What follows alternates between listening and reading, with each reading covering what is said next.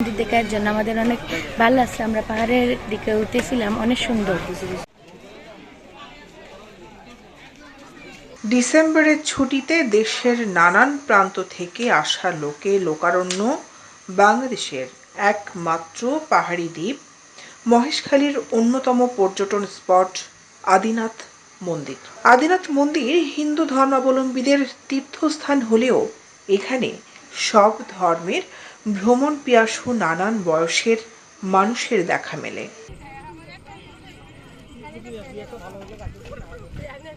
বছরের শেষ সময়ে দীর্ঘ ছুটিতে অনেকে কক্সবাজার আসছেন, আর কক্সবাজার থেকে স্পিড বোটে মাত্র 15 থেকে 20 মিনিটে পৌঁছানো যায় মহেশখালী। সমুদ্রপৃষ্ঠ থেকে 288 ফুট উঁচুতে মৈনাক পাহাড়ের নৈসর্গিক সৌন্দর্য দর্শনার্থীদের কাছে টানে। পাহাড়ের চূড়ায় রয়েছে বৌদ্ধ মূর্তি, যা এখানে ঘুরতে আসা পর্যটকদের ছবি তোলার অন্যতম স্থান। আদিনাথ মন্দিরে উঠতে রং বেরঙের 69টি সিঁড়ি ভেঙে উঠতে হয়। এই সিঁড়ি অনেকের অবকাশ যাপনের স্থানও বটে। দৃষ্টিনন্দন আদিনাথ জেটিতে পা ফেলার উপক্রম নেই টমটমের কারণে। ছোট্ট জেটিতে অসংখ্য টমটম ভিড় করে থাকে। পর্যটক আসলেই পড়তে হয় টমটম সিন্ডিকেটের খপ্পরে।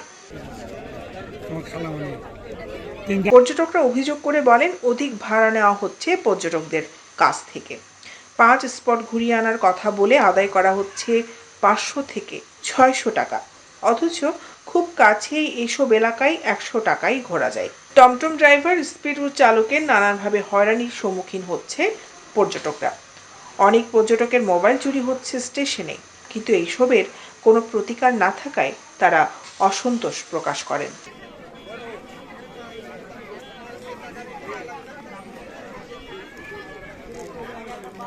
দৈনিক আজাদী নিউজ ডেস্ক।